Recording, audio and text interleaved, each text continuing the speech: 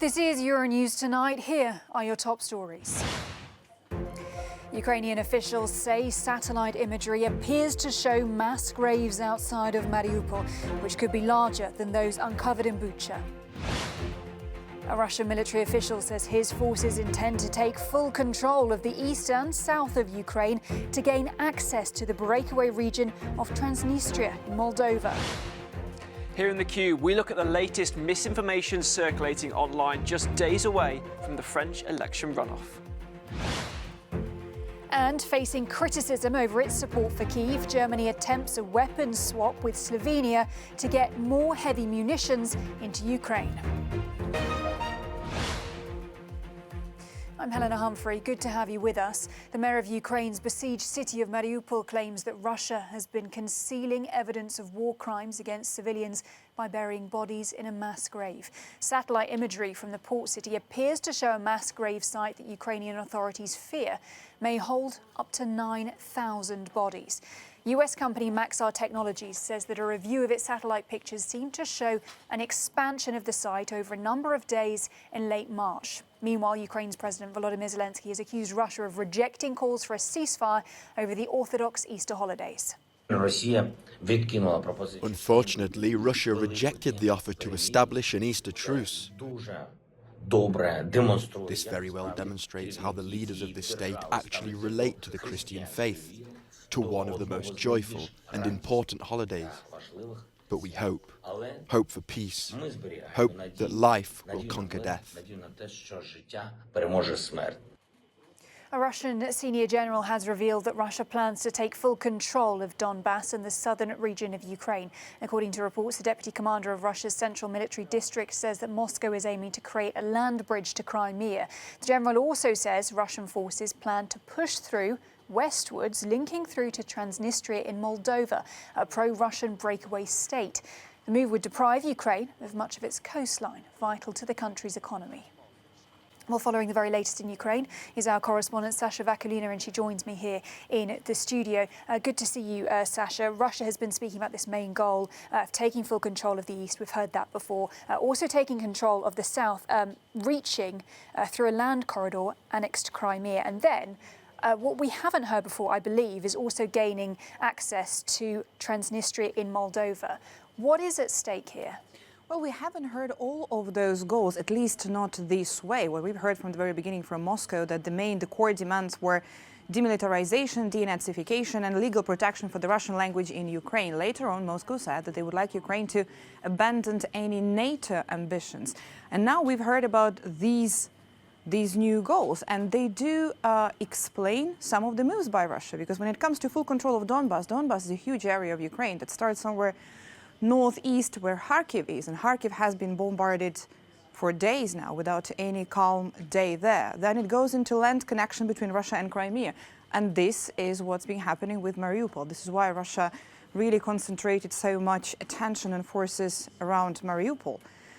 Full control of southern Ukraine and land access to the Transnistria region. Here, this would explain Russia's forces, the moves from Kherson. Now, to get to Transnistria, they would have to move from Kherson, which they now occupy, towards Mykolaiv region, and then from there towards Odessa, this way to get to Transnistria. Initially, there were also some attempts to attack Odessa from the sea. They did not work out, and this is when we saw some operations in the land, how they tried to move Kherson, Mykolaiv, Odessa, and then to Transnistria.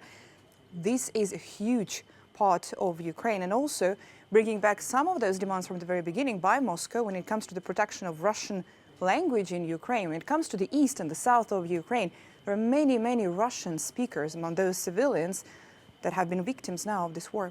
Right, in other developments, we've also heard from the Russians that they are prepared to, quote-unquote, organise a ceasefire for the troops in Azovstal if they hold up a white flag. Explain this to a little for us, because it's a bit confusing, because they haven't actually opened any humanitarian corridors. So there are two types of this possible corridor, which Ukraine has been asking from Russia for days and weeks now. When it comes to Mariupol, it's a humanitarian corridor for civilians mostly. And among those in Mariupol, among those at Azovstal nowadays, these are mostly women, these are children, these are elderly. and possibly wounded Ukrainian soldiers. This is the humanitarian corridor that Ukraine has been trying to negotiate with Russia. But what Russia is now offering is, so to say, surrender corridor. They would let civilians go only if those Ukrainian fighters who are still in Azovstal would surrender. This is not what Ukraine would agree upon. This is not, there are still fighters, we don't know, there are a few hundreds of them, they're at Azovstal. Apart from the wounded soldiers, there are those who are still protecting and fighting back at Azovstal, trying to defend Mariupol. And these Ukrainian fighters and soldiers, they do not want to surrender. Sasha, elsewhere in the city of Mariupol, just outside Mariupol, there has been the grim pictures, at least through satellite imagery, of what appears to be mass grave sites there. They appear that they could be larger than those in Bucha. What more can you tell us about what we've seen so far? There are signs and there are arguments to say that they will be bigger than those in Bucha. Even we're just comparing these two cities. Bucha before the war, that is around 40,000 people. Mariupol before the war, this is 500,000 people. This is a huge city. And also, Bucha was occupied for 1 month. Mariupol has been occupied since the 1st of March with very little connection. There is no coverage there. People don't have any connection there, even to inform their close ones about what's been happening there. So clearly, 2 months into the siege of Mariupol, the situation there will, I'm afraid, will be worse when we see the result of these 2 months. And also, the idea of a possible Easter truce for these 4 days did not work out. We know that Russia did not agree. This is President Zelenskyy who said that Russia did not agree on this possible Easter truce, which is also significant because most of population in Ukraine will be celebrating Easter this Sunday, and Sunday, the 24th of April, marks also 2 months exactly from the beginning of the war. All right, certainly a symbolic moment there. Sasha Vakulina, as ever, good to have your insights. Thank you, Sasha. Well, we can bring in Lucille Marbeau now, who is a spokesperson for the International Committee of the Red Cross, and she joins me from Western Ukraine. Lucille, welcome to the programme. So as the situation stands right now, you will have just heard, of course, we're talking about intense fighting in the east, Mariupol under siege for such a long time now. Which areas are your teams most concerned about right now? Well, the International Committee of the Red Cross is, of course, concerned for all civilians who are close to frontline or in cities where there are hostilities. So actually, it's the whole of the Donbass region. It's also Kharkiv area, and it's also Mykolaiv, for instance, which is close to Odessa. If you take the example of Mykolaiv, recently the water supply of the city has been damaged by the hostilities, so there is no running water there. So what our teams recently did in the last days was to bring much needed water to the civilian population there. 62,000 liters of water was distributed in IDP centers, in centers of displaced persons who are in Mykolaiv, and also bringing in some water pumps, some tanks, in order for people to have safe water. In Kharkiv today also, our colleagues delivered some hygiene items. They've been carrying on distributions in Kharkiv since quite a while now. But also we have really grave concerns for the escalation of the hostilities in Donbass, in the whole area.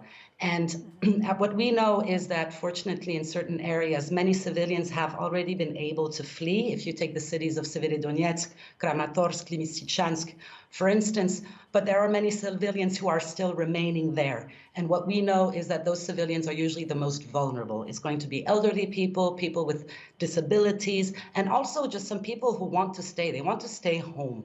And these people are protected, of course, by international humanitarian law.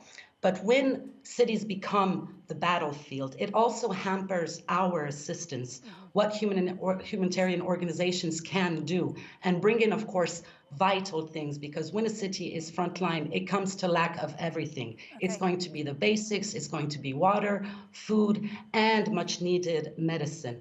And if you take the case of Mariupol, of course, which for now has been cut off since too long, we know that the humanitarian needs there are absolutely huge. Yes. So we continue on calling for safe passage, of course, for the civilians, but also for the ICRC to be able to do cross-line operations in Mariupol, in Kherson, in many areas, and to bring very much needed assistance. Right. Lucille, briefly, if you would, I know that you're desperately trying to get aid in, but the Red Cross also reunites families. I was speaking to a man last night who says that his family has been taken in a forced evacuation to Russia. Looking further down the line, is this some work that the Red Cross will be involved in? What are you hearing about forced deportations?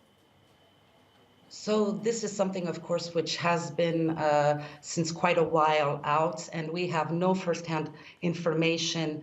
But also, of course, any person leaving an area must do it under their own will. Of course, nobody must be forced anywhere. And so this is, of course, something that we remind all the time. The ICRC is not present in Mariupol, neither on the other side in the Rostov region, so we have no firsthand information about that. But when you talk about connecting relatives, of course, this is part really of the Red Cross mandate, and all the Red Crosses, the ICRC, the Red Crosses in Poland, and all the area is, of course, helping families look for their missing relatives. And this is something, of course, that we work upon, and which is always also a long-standing result of hostilities.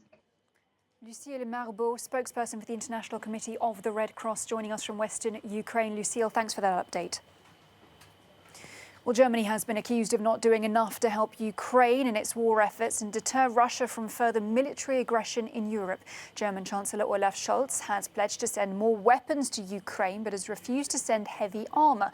Speaking in Der Spiegel magazine, Scholz said his top priority is to avoid escalating tensions with Moscow and risk starting World War III. But Germany is working on a plan to enable its ally Slovenia to supply Ukraine with tanks by agreeing to replace them from its own supplies. Well, for more, let's head over to Berlin. We can speak to our reporter, Jona Schallgren. Jona, Germany appears to come up with some kind of workaround with Slovenia. Break it down for us. How would it work?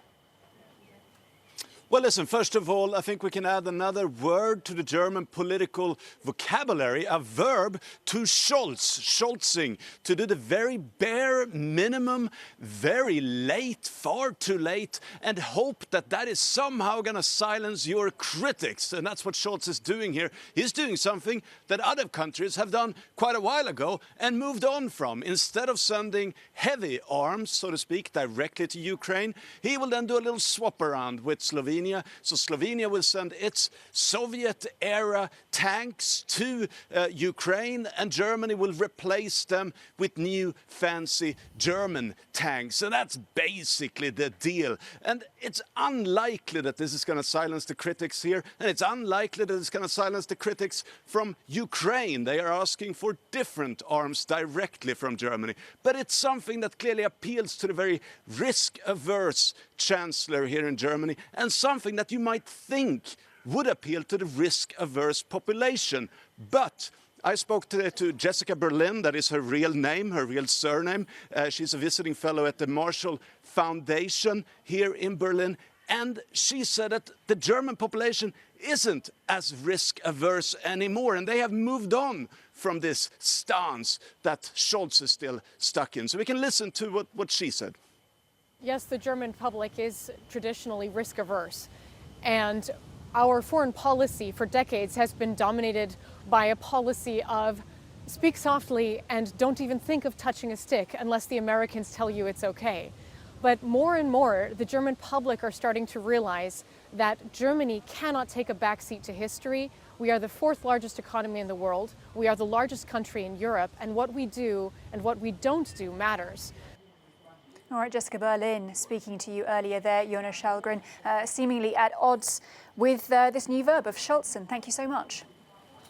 Well, Friday wraps up the last day of campaigning for the presidential election in France. Emmanuel Macron and Marine Le Pen were out in force, hoping to win over those last remaining undecided voters.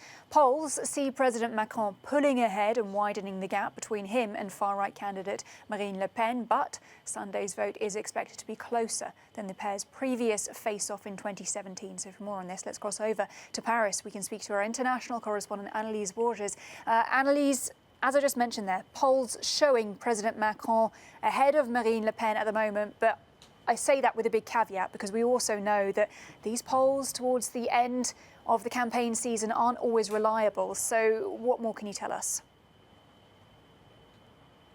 Well, I can tell you that about 30% of the French electorate remains undecided, according to the latest polls. And many of the respondents actually said they didn't even know if they were going to show up to vote on Sunday. So, of course, that is very significant. Today, both candidates were trying to excite people, trying to motivate those voters. Emmanuel Macron went to the south of the country on this last day of the campaign. He went to friendly territory, to the city of Figeac, where he came first in the first round, followed by Jean-Luc Mélenchon, the leader of the far left. And those were the votes Emmanuel Macron were trying to get. Those were the voters he was trying to charm today. As for Marine Le Pen, she went to the north of France. She was among her electorate, the working class electorate, working class voters who were telling Marine Le Pen about their grievances, about unemployment, about inflation, and about the high cost of living here in this country. Those were key issues of Marine Le Pen's campaign, issues that, of course, she blames on her rival Emmanuel Macron. In fact, Marine Le Pen said that come Sunday, the choice will be between Emmanuel Macron and France. Well, criticism for both sides are plenty. I mean, Macron's accused of being an elitist after 5 years in power, Le Pen of being radical and with little experience. But aside from that, what are the other potential stumbling blocks for both candidates?